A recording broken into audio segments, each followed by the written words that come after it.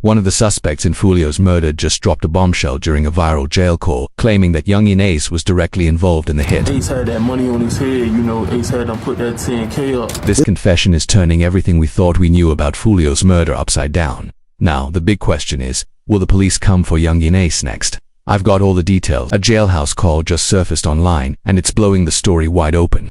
The audio allegedly comes from one of the suspects in Foolio's murder, and what he says has the streets talking from behind bars. The suspect directly ties the hit to Yungeen Ace, and he doesn't hold back. He names names, breaks it all down, and claims Ace was the one who put everything in motion. Some people are still debating whether the audio is real, but let's be honest, Ace's name has been floating around for a while now, especially with all the rumors about him putting a bag on Foolio's head. In fact, if you rewind to summer 2024, right after Foolio was killed, a clip started circulating online that had everyone buzzing. In the video, a masked-up man steps into frame. Orange beanie pulled low, voice cold and serious. And then, he drops a confession that shook the entire drill scene like an earthquake. Hey, on everything I love, bro. On the dead homies, bro. I put it on everything, on my soul, on my kids. I'm the one that smacked Foolio that night when he got dropped at his birthday celebration, bro. The dude was swearing on everything sacred in the streets, but what came next? It pointed the finger straight at one of Jacksonville's biggest rap stars in a way nobody in the game saw coming. No cap. Money on his head, you feel me? I rock with Ace and them boys, you feel me? ATK, you feel me? I be in Jacksonville heavy, you feel me? If you know, you know. At Cater's top killers, those three letters have been tied to Yungeen Ace's crew for years. And now, this masked-up shooter was openly claiming direct affiliation with the squad. But Brew wasn't done dropping bombshells. The most explosive revelation was still to come, and when it dropped, it sent shockwaves through every corner of the rap game. Straight facts. But yeah, you feel me? I did that, you feel me? I handled that, cause, Ace had that money on his head, Ace had them put that 10K up, told me to slide, told me to smack fool, cause he got tired of that running his mouth playing all the time, you feel me? That's what the street soldier claimed Yungeen Ace put up as a bounty on Foolio's head. And this wasn't just street rumors or social media cap anymore. This was someone claiming direct knowledge, direct involvement, and direct payment from one of Jacksonville's most well-known rappers. The weight of these accusations was devastating, especially coming from someone who seemed to have real inside knowledge of how ATK operates in the streets. You know what I'm saying? Like, don't give a fuck, bro. Like, by that money, anybody could get it, you feel me? And, Foolio had it coming to him, so, I don't really feel sorry, you feel me? The timing of this confession couldn't have been more crucial. By July 2024, the feds had already swept up 3 suspects in connection with Foolio's murder, and the investigation was pointing directly at the kind of gang warfare that this masked confessor was laying out in detail. The suspects Isaiah Chance Jr., Alicia Andrews, and Sean Gathright were all facing serious charges, including premeditated first-degree murder. If convicted, they'd be looking at life sentences. What made these arrests even more significant was the gang ties law enforcement had uncovered. Sheriff TK Waters made it clear in press conferences. The suspects were affiliated with the TK and the 1200 gang, both tied to Yungeen Ace. This wasn't random street violence, this was organized, calculated, and deeply rooted in the same gang affiliations the masked confessor had openly claimed.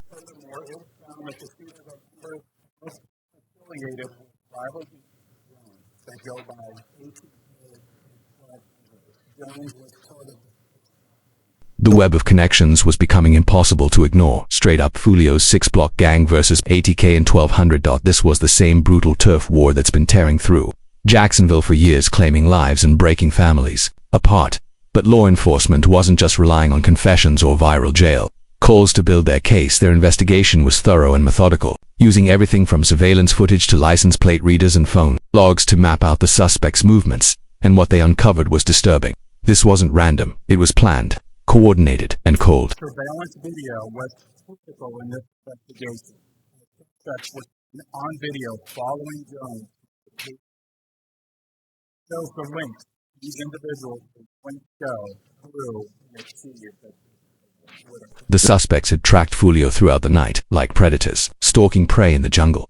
They waited, they watched, and when the moment was right, they struck. This wasn't some random act of violence, it was calculated, premeditated, and showed a level of organization that went far beyond typical street beef. This was military-style execution. As the investigation moved forward, arrests started dropping like dominoes. Rashad Murphy was taken into custody in July 2024 after a tense standoff with police. And Dave Murphy, after months on the run, was finally caught on January 6, 2025, slipping. Now all 5 suspects, they are facing life behind bars, with Davian Murphy potentially facing the death penalty. Yeah, it's that serious. Law enforcement's message crystal clear. This wasn't going to be swept under the rug as just another street hit, not this time.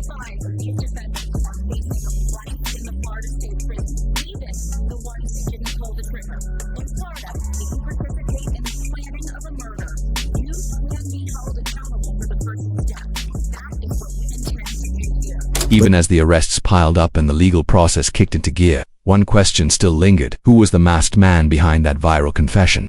The clip had exploded online, no doubt, but his identity remained hidden in the shadows. And as explosive as his claims about Yungeen and Ace were, none of it led to official charges, at least not then but now. With a new jail call hitting the internet, everything feels different. Because this time, it's not just one voice, it's two voices, two confessions, both pointing in the same direction, and that direction leads straight to Yungeen and Ace. So let's rewind to the night everything changed. Because Ace's name, it's all over it. The night everything changed, June 23, 2024. That night was supposed to be a celebration. You wanted to celebrate big.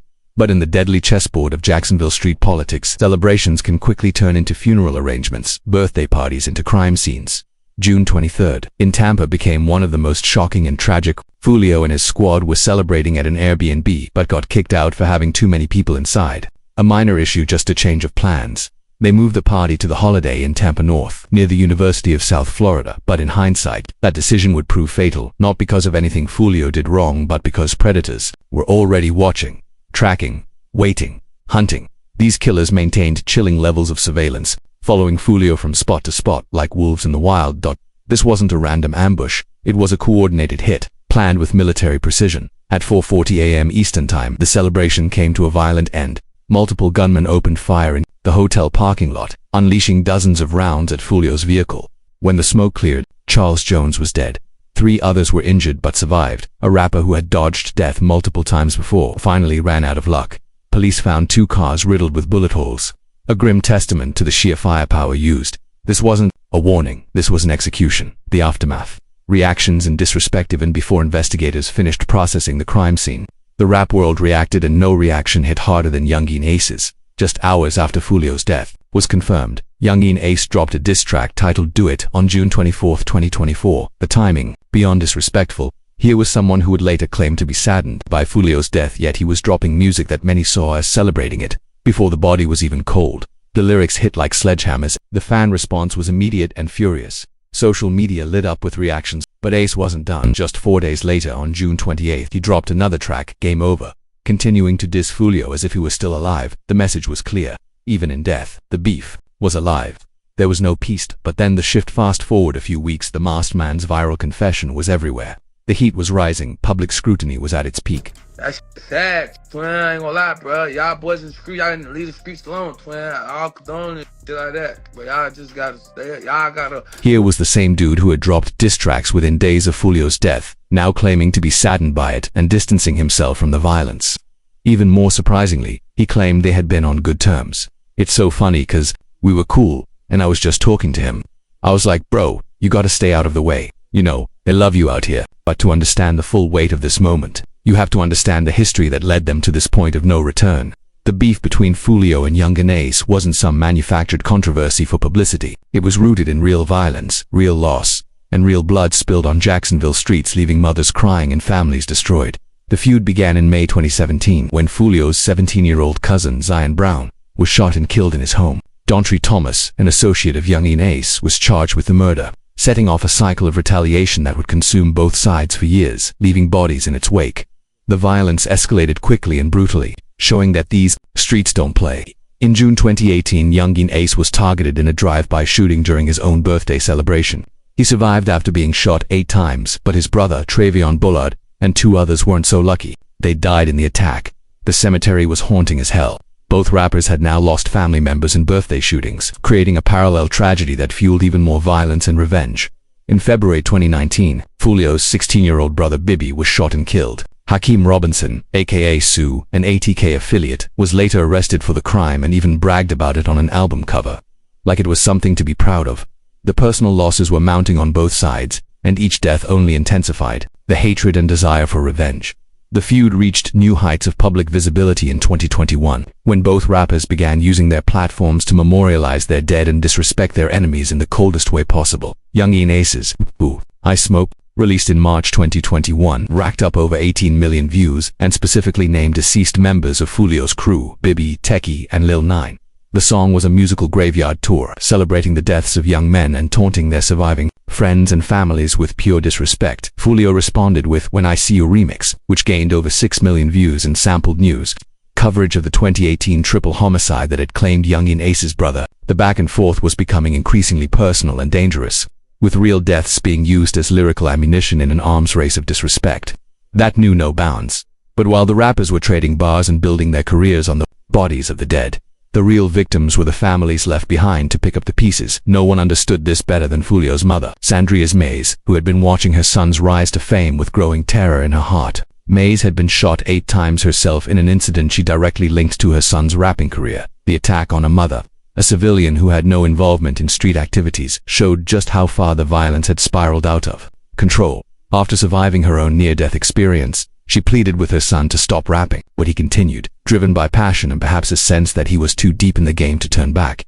When the news of her son's death reached her, Mays's grief was profound and public, touching hearts across the world. On June 25, 2024, she shared an emotional Instagram post mourning her son, captioned "Rip Son, Charles Jones to Foolio, the real-life story documentary coming soon." But her mourning was also filled with anger and a desire to set the record straight about who her son really was. We have to understand that Charles wasn't getting shot at because he killed somebody, because he robbed somebody, because of anything like that. That's not what happened. All this happened because of rapping, she told reporters. She made it clear that her son wasn't a criminal. He was an artist whose music had made him a target in these deadly streets. The pain in her voice was unmistakable as she described the ongoing harassment and violence that plagued their family. After she was shot 8 times at close range, Mays begged her son to stop rapping. But he couldn't or wouldn't step away from the career that had given him purpose and success, even if it meant risking everything. Following the arrests of the suspects on July 29, 2024, Mays attended the press conference, and saying, "I am very relieved," but she also pleaded for an end to the cycle of violence that had claimed her son and destroyed so many other families. Meanwhile, from the sidelines, controversial figure Charleston White was adding his own inflammatory commentary to the tragedy, with no filter whatsoever.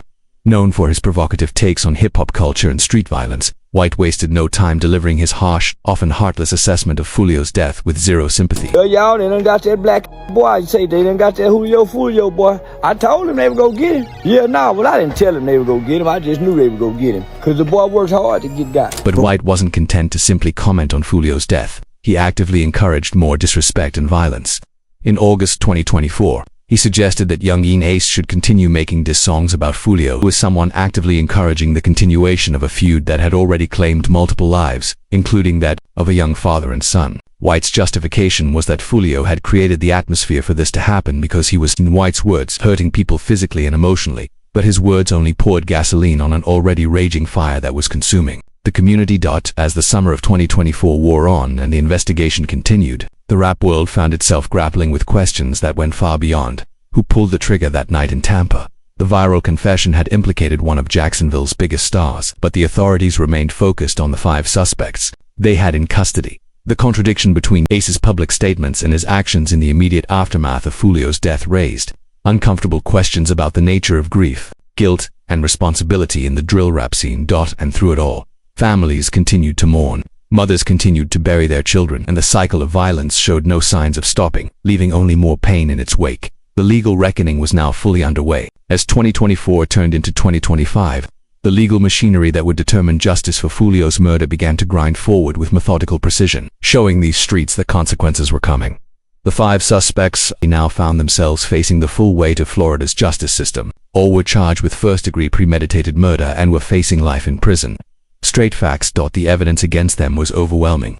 Prosecutors had built their case using surveillance footage, license plate readers, and phone logs that tracked the suspects' movements throughout the night. This wasn't a case built on speculation or street rumors. It was constructed with digital evidence, the kind that has become the backbone of modern criminal investigations, showing every move these killers made. The details that emerged during the legal proceedings painted a picture of cold, calculated planning that went far beyond typical street beef. Real talk. The suspects had allegedly traveled from Jacksonville to Tampa the day before the killing, with Chance and Andrews tracking Foolio to multiple locations before the final attack at the hotel parking lot. The level of surveillance and coordination suggested an operation that had been planned with military-style precision, showing this wasn't just some spur-of-the-moment street hit. Perhaps the most damning evidence came from the suspects themselves, snitching on their own operation. Alicia Andrews admitted to letting the other suspects use her phone but claimed she didn't know about the plan to kill Foolio. Sean Gathright was accused of moving bags filled with weapons to his mother's car, with a relative providing home security footage believing the bags were for camera equipment. That footage revealed just how deep this conspiracy went. The prosecution's case was further strengthened by financial connections to the murder plot. Following the money trail, investigators found that on June 22, 2024, at 1:45 a.m., just before the group left Jacksonville, Isaiah Chance received a $390 Cash App transfer from an account belonging to Jay Breezy rapper name of Jacory Rivers. Within minutes of receiving the payment, a $361.60 charge was made for the Airbnb, showing this was all pre-planned. This financial trail was significant, especially since Jay Breezy is identified as one of the prominent 1200 gang rappers, and he even released a song mocking Foolio's death after the murder. The money appeared to connect the plot directly to the gang network authorities had been investigating. As the legal proceedings unfolded, each suspect's story began to emerge in court like pieces of a puzzle. On August 10, 2024, 3 of the suspects were denied bond, with the court determining that they posed a greater risk to public safety to be released, pending trial, keeping these killers locked up where they belong. The case took an even more serious turn when Davon Murphy was finally caught slipping. On January 6, 2025, after months on the run from the law, at his bond hearing on January 16, 2025, the judge denied bond, and the state announced it would be seeking the death penalty. That announcement sent shockwaves through the case, showing just how seriously the state was treating Foolio's murder. No games. This wasn't going to be plea bargained down or treated like just another street beef. This was being prosecuted as a capital murder case, with the highest possible stakes the ultimate punishment. Initially, Alicia Andrews' trial was set for January 2025, as she did not waive her right to a speedy trial, with particular attention paid to the fact that she was pregnant, due in February 2025. However, on January 16, 2025, a judge set the trial date for all 5 suspects to April 2026, indicating a unified trial schedule that would see all defendants tried together for this deadly conspiracy. But not all suspects were willing to follow their attorney's advice and wait for trial, like good little soldiers. On January 29, 2025, Rashad Murphy requested to represent himself and demanded a speedy trial, going against his attorney's recommendation. His motion to dismiss his legal counsel suggested either extreme confidence in his case or a complete breakdown in communication with his defense team. Either way, it showed this dude might be losing it in the pen. The situation became even more complicated when, on February 27, 2025, Rashad Murphy returned to court to address his conditions in solitary confinement. With prosecutors warning that he posed witness threats, on February 28, he was granted 30 minutes of visitation per week with his child and significant other, suggesting that his conditions in custody had become a major issue in the case, and were likely affecting his mental state. There were even rumors that Rashad Murphy might pursue an insanity plea, though no further details have emerged about that possible defense strategy. The suggestion of mental health issues added another layer of complexity to an already tangled case, showing just how much pressure was weighing down on these suspects behind bars. While the legal system continued to move forward with grinding inevitability, the elephant in the room remained: the viral confession video and its explosive allegations against Yungeen Ace, despite its widespread circulation. The masked man's identity remained unknown, and though the accusations were serious, they were unverified and had not been linked to any official charges. Law enforcement made it clear their investigation was focused on the 5 suspects already in custody, not on chasing social media rumors and unconfirmed masked-up confessions.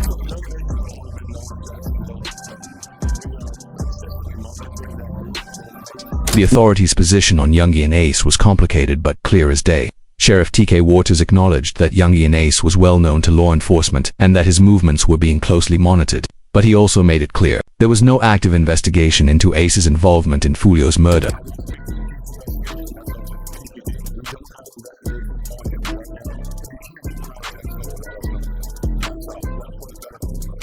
This careful wording suggested that while Yungeen Ace wasn't currently under investigation for this specific murder, he remained a person of interest in the broader context of Jacksonville's gang violence. The authorities were walking a tight line, acknowledging his significance in the local gang landscape while avoiding any direct implication in Foolio's death, keeping their cards close to their chest. Adding to the complexity was the timing of Yungeen Ace's own legal troubles, showing how deep the situation really went.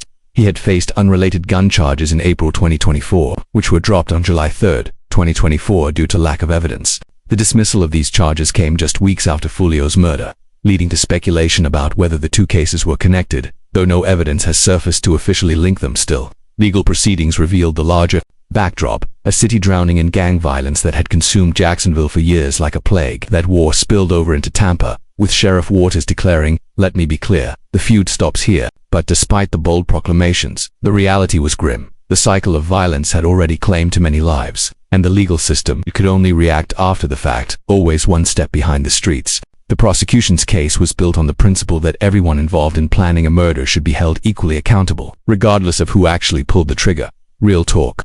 This approach reflected a broader strategy in gang prosecutions, one where authorities aim to hold entire organizations responsible for the actions of individual members. The message was clear: if one person catches a body, the whole crew falls. As the case moved toward its April 2026 trial date, the questions that remained were profound and troubling as hell. Would the masked confessor ever be identified? Would his claims about Yungeen Ace ever be substantiated or definitively debunked?